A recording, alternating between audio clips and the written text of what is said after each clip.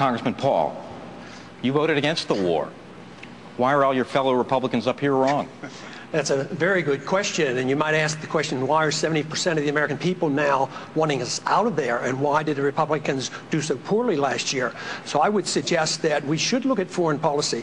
I'm suggesting very strongly that we should have a foreign policy of non-intervention, the traditional American foreign policy and the Republican foreign policy.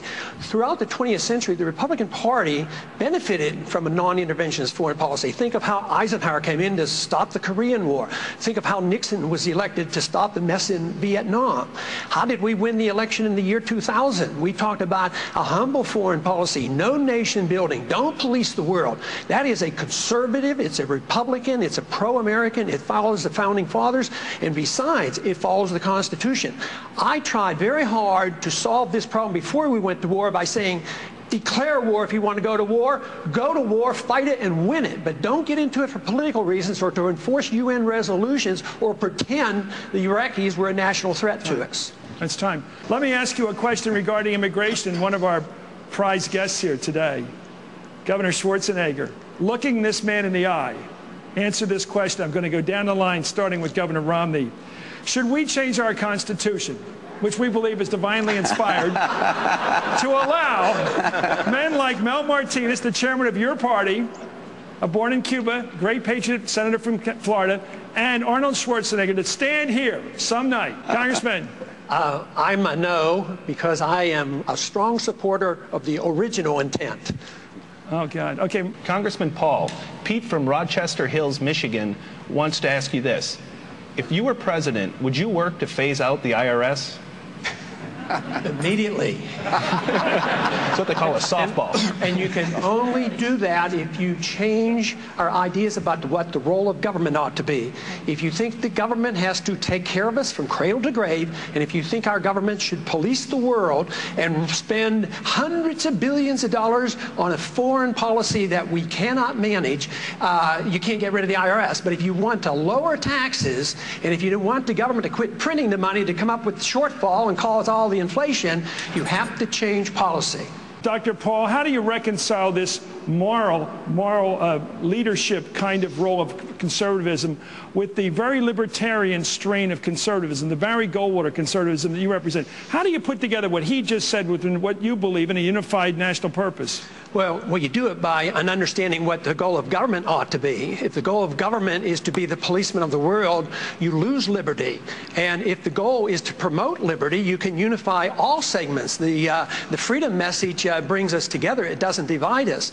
I believe that when we overdo our military aggressiveness, what it does, it actually weakens our national defense. I mean, we stood up to the Soviets. They had 40,000 nuclear weapons. Now we're fretting day in and day night about third world countries that have no army, navy, or air force, and we're getting ready to go to war. But the principle, the moral principle, is that of defending liberty and minimizing the scope of government. And I'm sorry, we have to go on. We have to go on. Congressman Paul, Bob Hussey from Minnesota writes that perhaps the most important skill a good president must have is the ability to make good, sound decisions, often in a crisis situation.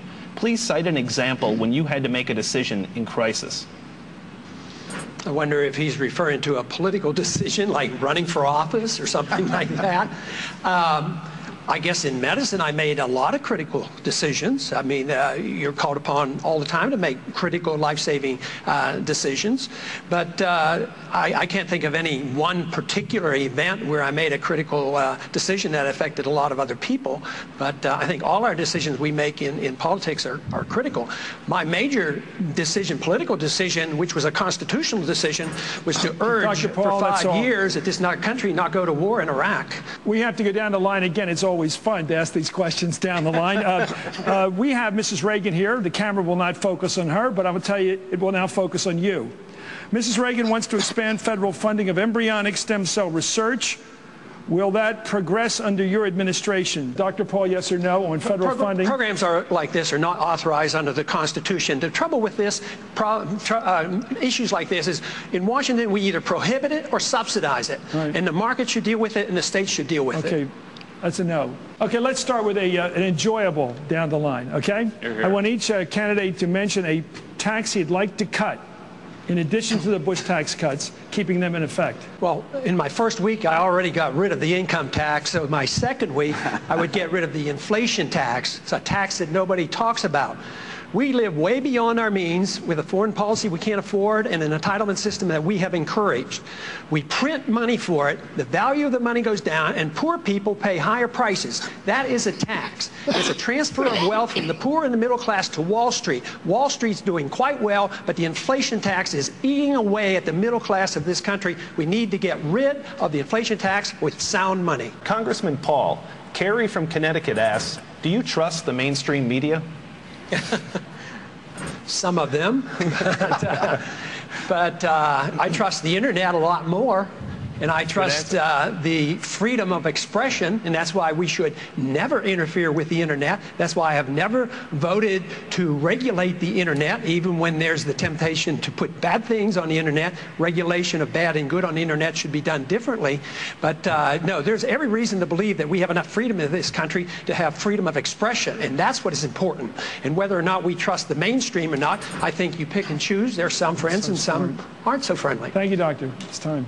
Would it be good for America to have Bill Clinton back living in the White House? I am known for sticking to principle and not flip-flopping. I voted to impeach him, so hardly do I want him back in the White House. How will you be different in any way from President George W. Bush?